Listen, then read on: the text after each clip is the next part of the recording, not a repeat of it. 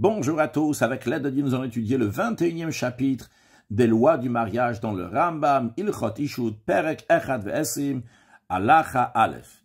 Metziyat Isha ou Masiyadea, les objets trouvés par la femme et le travail de ses mains. Les Bala appartiennent à son mari. Encore une chose, le Ram nous dit, Uma Yosalo, quel est le devoir de la femme envers son mari, quel travail il doit lui faire? Eh bien, la réponse, elle est à Kol Keminaga Medina, que tout dépend de l'usage local. Ma comme Shedar, comme l'Erog, un endroit où l'habitude des femmes, c'est de tisser Oreget. Elle doit tisser, lire comme, si c'est l'habitude que les femmes brodent, eh bien, Rokamet, elle va broder. Lidvot Samer Pishtan, de faire du fil de laine ou de lin, eh bien, Tova, elle va faire du fil. Et si c'est l'habitude des femmes de cette vie-là de faire tous les travaux qu'on vient de mentionner, eh bien, dans ces cas-là, il ne peut pas l'obliger à faire tous les travaux, et tisser, et broder, et aussi filer. Elle a l'idvot batsam bilvad, uniquement de filer, et même ça, uniquement filer de la laine, et non pas du lin. Pourquoi? Quelle est la différence? Shapishtan mazik etapé, parce que le lin endommage la bouche, ça fait une mauvaise haleine, vetasfataim, et ça endommage les lèvres, ça les élargit.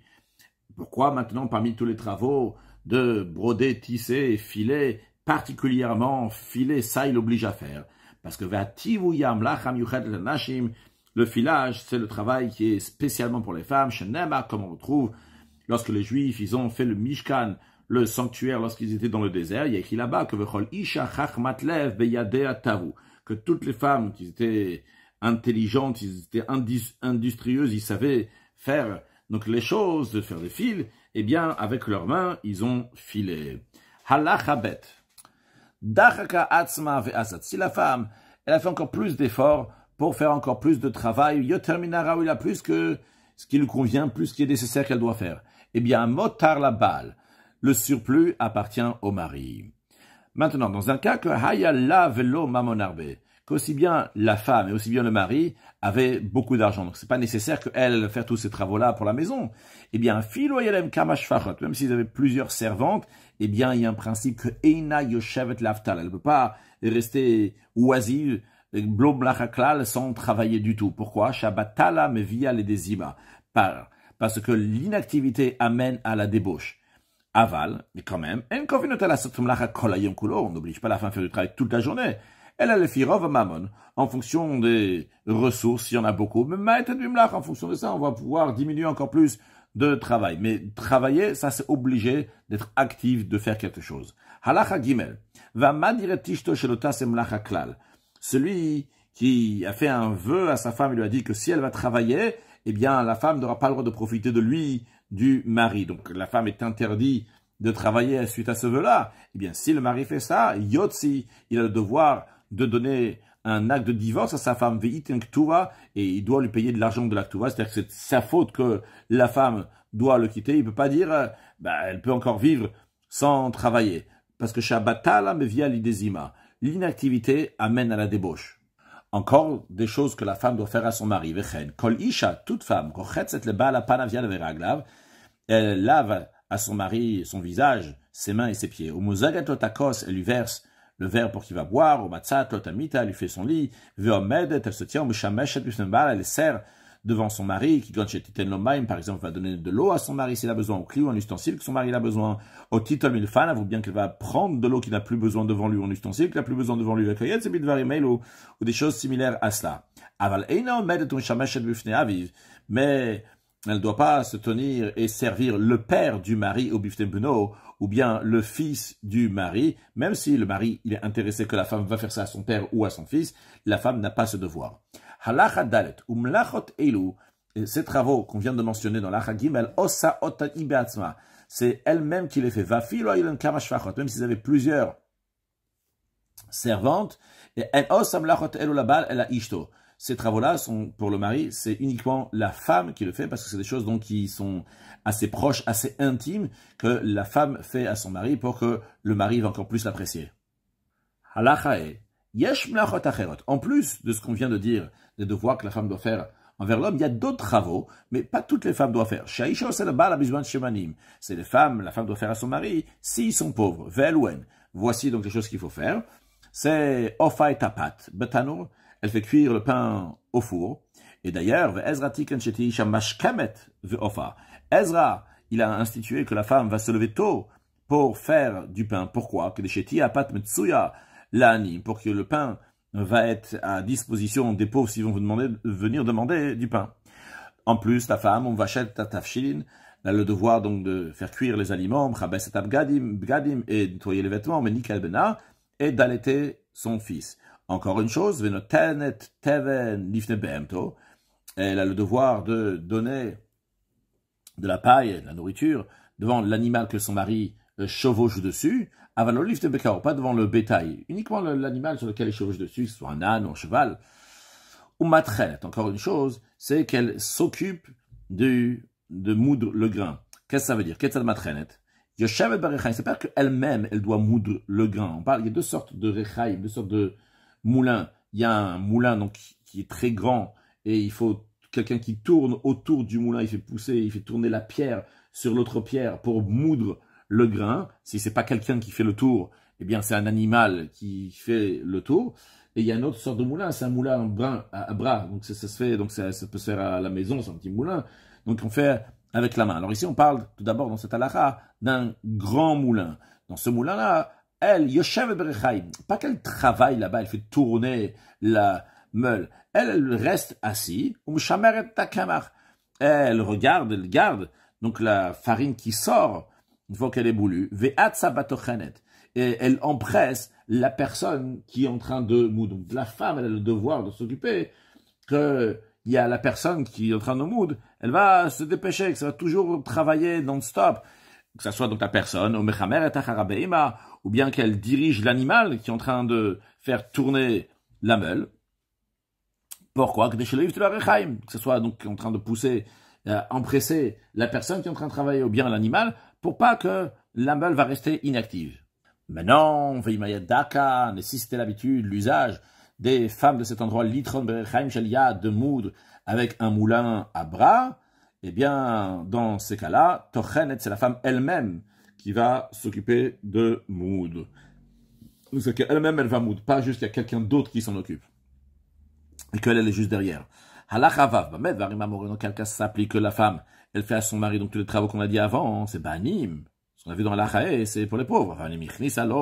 Si la femme, lorsqu'elle s'est mariée, elle a ramené Shifra Achat, une servante.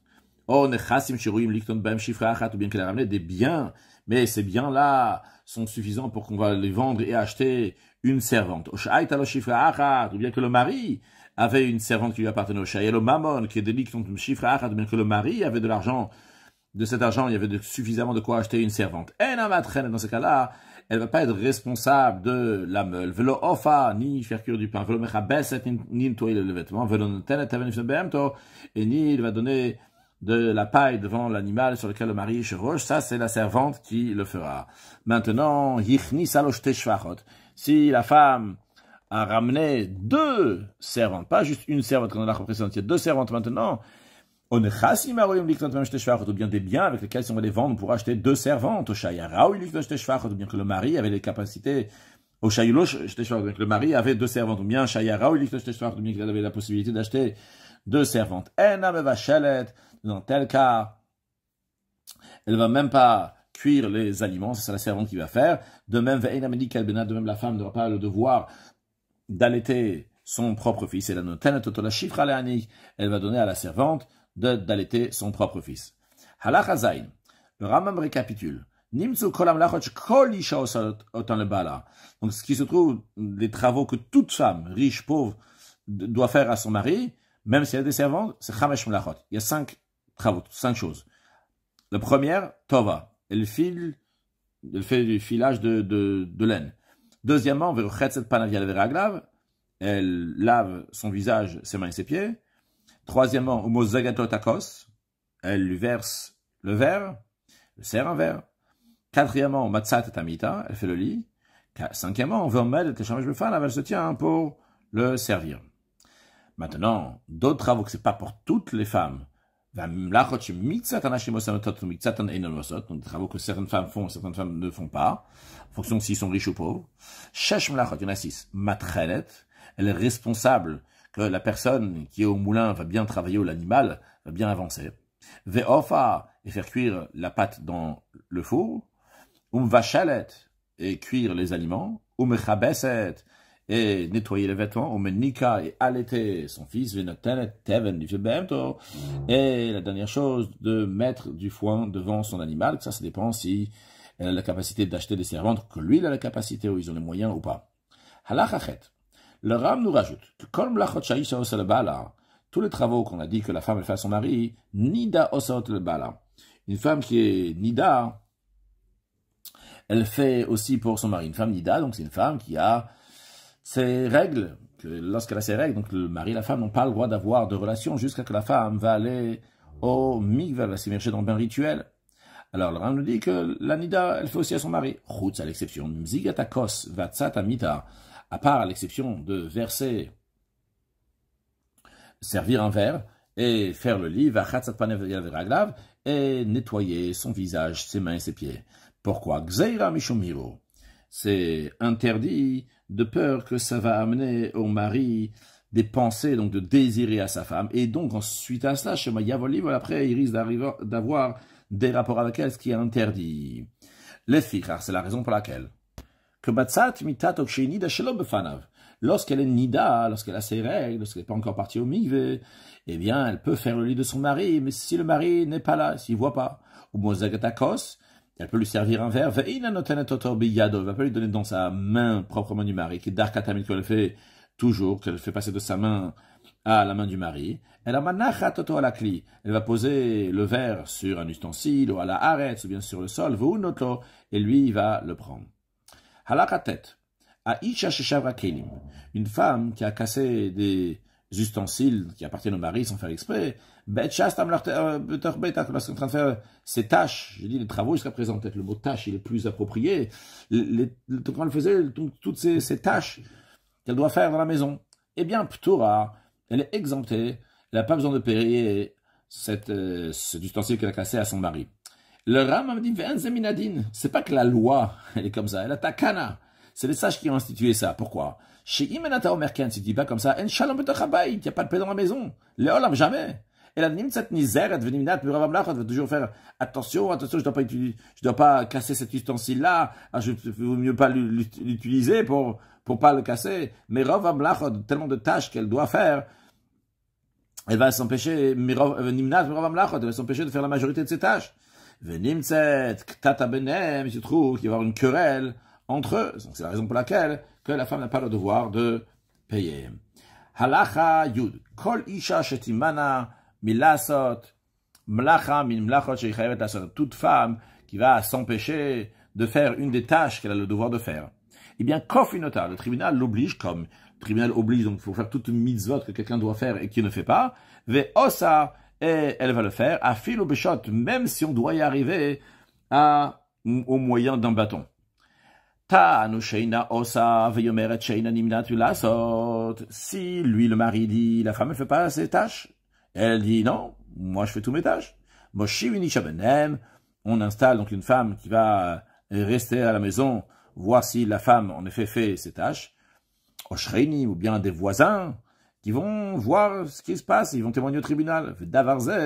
Et ça, cette manière, comment faire la vérification, c'est que Moshe ira dayan shesher bedavar, c'est en fonction de ce que le tribunal va voir, en fonction donc des possibilités. Allah Hayudalef. Aisha, la femme, kolzman shemineka, tant qu'elle allait son enfant, poratim la masiyadea, on diminue sa charge de travail, et d'un autre côté, on mosifim la musonoter, et on rajoute dans ses aliments. C'est-à-dire qu'en plus des aliments que le mari doit donner à sa femme, en plus il va rajouter yain, du vin ou dvarim sheyafim lechalav, et toutes sortes d'aliments qui sont bénéfiques pour le lait, pour que il va y avoir plus de lait pour la femme, pour qu'elle puisse allaiter l'enfant.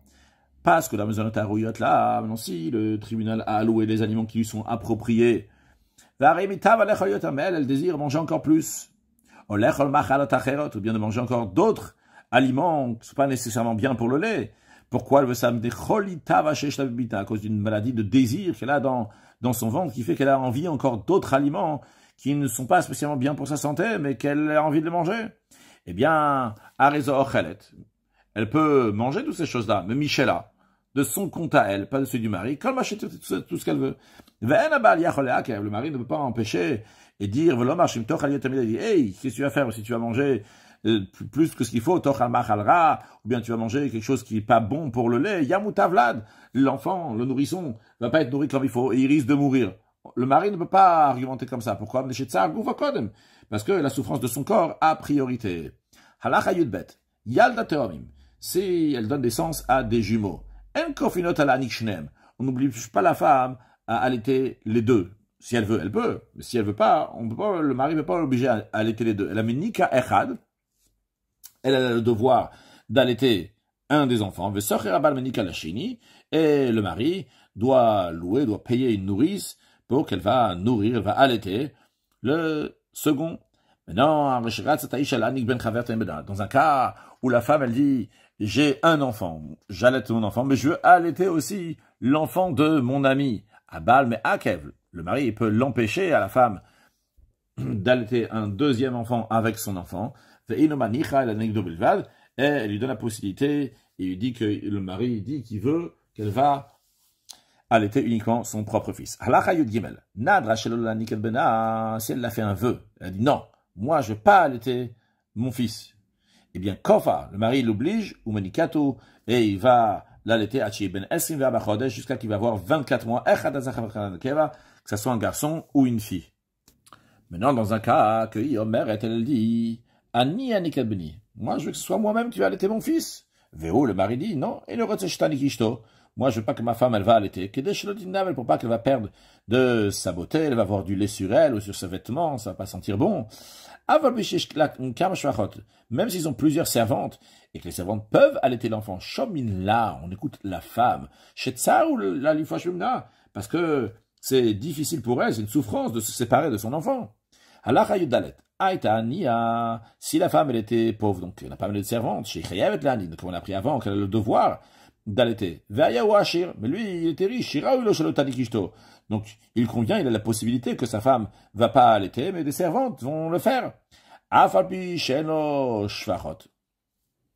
Même s'il n'a pas deux servantes pour qu'il y en a une qui va s'occuper d'allaiter l'enfant. Malgré ça, si elle veut pas, les hanik d'allaiter, il y a socher menika, vu que le mari a les moyens, eh bien, il a le devoir de louer, de payer une nourrice qui va allaiter, ou bien qui va acheter une servante qui va allaiter à la place de sa femme. Pourquoi? La femme, a priori, elle n'a pas les moyens, c'est le mari qui a les moyens. Mais la règle est isha ola imbala.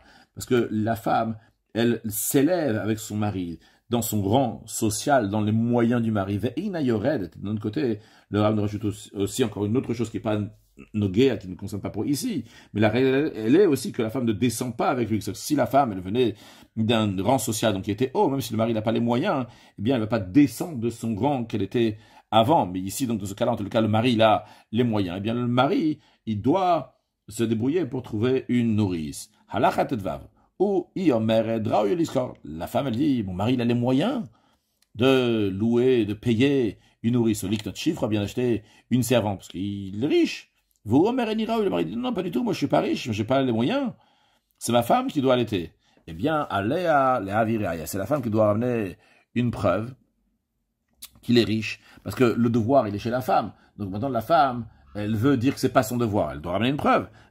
Comme les choix, mais il n'y a pas lieu ici de faire jurer le mari qui va jurer dans le tribunal qui n'est pas riche.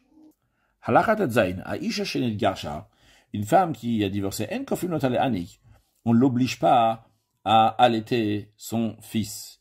Une femme qui n'a pas divorcé, en effet, elle a le devoir d'allaiter son fils. Une femme qui a divorcé n'a pas le devoir d'allaiter son fils.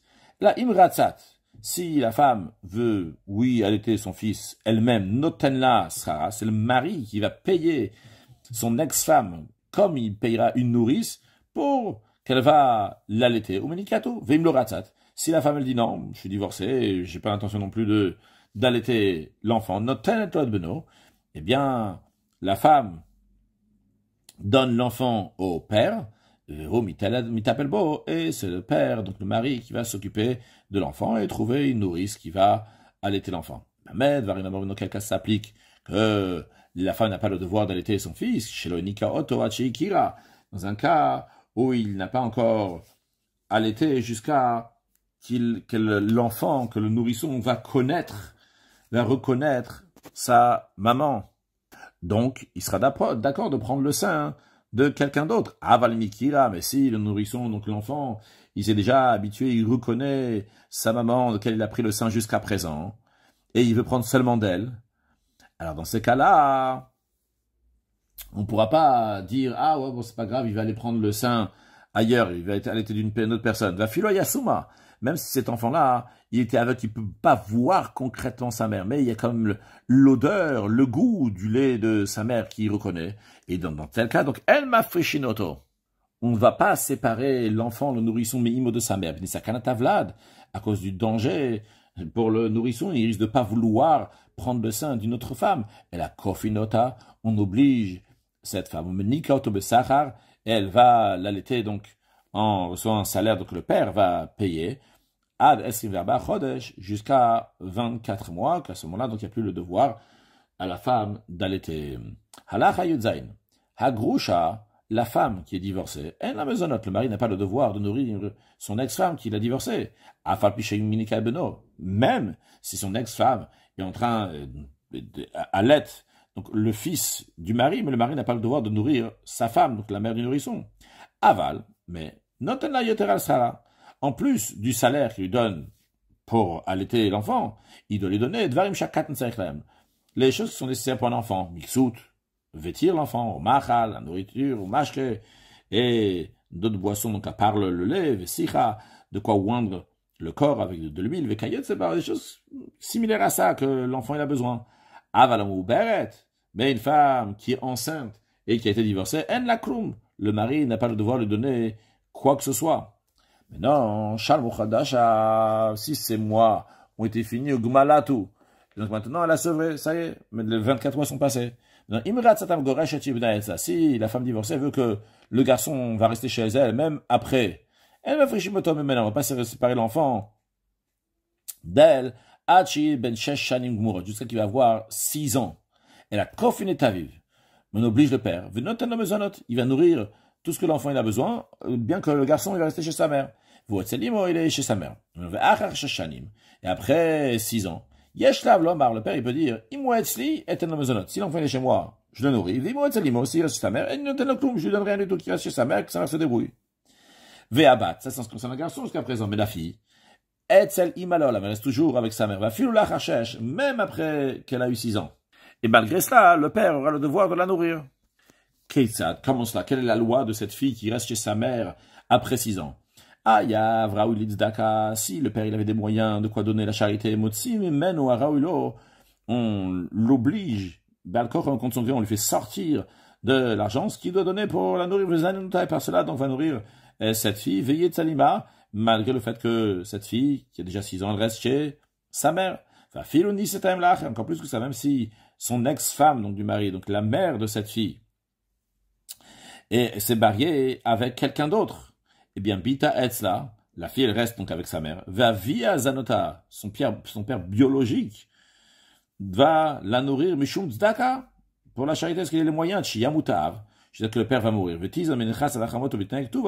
elle va se nourrir donc des biens de son père, mais après la mort de son père, parce que ça fait partie donc des conditions que le tribunal met dans l'Aktuva, que si le père va mourir, ses filles vont se nourrir des biens qu'il a laissés jusqu'à qu'ils vont se fiancer. Vehi, et cette fille-là, donc tout le temps, et Salima, elle reste encore chez sa mère, elle est nourrie donc des biens du père. Maintenant, Vehim, le Ratsatam, Shiyubanet, Sachashigmanata, non, si la mère, elle dit non, moi je veux pas que mes enfants ils vont rester chez moi après qu'ils ont sevré, ça y est, 24 mois sont passés, c'est fini. Eh bien, Echad Srarem Chadekok, ce des garçons des filles, Arshut Beyada, elle a le droit donc de séparer d'eux. Venoten Totan la vième, elle dit au papa, occupe-toi d'eux et nourris-les. Ou bien s'ils n'ont pas de papa, Mashtachet Totan la Kalim en la av, elle les envoie donc à la charge de la communauté si ils n'ont pas de père, Ve'em Itavim Be'em, et la communauté pourvoit à leurs besoins. Conclure avec un mot de Chassidut, savoir que lorsqu'on a des qualités, il faut les utiliser pour faire un mishkan, un tabernacle à Kakadosh Baruch Hu. Commençons, on a vu le verset, Vechol Isha Chachmatlev Biyadeh Atav, que toutes les femmes industrieuses, ils ont, avec intelligence, ils ont filé, quand c'était encore sur la chèvre même, ils ont filé C'est-à-dire que vu qu'ils savaient faire des choses qui sont extraordinaires, ils les ont utilisées pour le Mishkan. Quand quelqu'un il a une qualité, il faut savoir l'utiliser pour la volonté d'Akadosh Baruch Hu, pour faire un Mishkan, pour faire une demeure à Akadosh Baruch Hu, que Dieu fasse que très prochainement on va avoir le 3e temple pour reconstruire, et on fera un grand Mishkan, chacun avec ses capacités à Akadosh Baruch Hu. En attendant, chacun doit faire son petit Mishkan, un petit sanctuaire, un petit tabernacle, là où il habite, avec les moyens qu'il a, pour faire qu'Akadosh Baruch Hu va venir demeurer chez lui, comme il est écrit, vous allez faire un sanctuaire, je vais résider dans eux. Il n'y a pas écrit dans lui, dans le sanctuaire, donc qui est au singulier, mais dans eux, c'est dans chaque endroit où un juif fait un sanctuaire, Akadosh Baruch Hu, il vient, il réside, et à ce moment-là, ça ramène encore plus de hatzlacha, de réussite dans tout ce qu'on fait, et très prochainement, la venue de Mashiach, now, une excellente journée.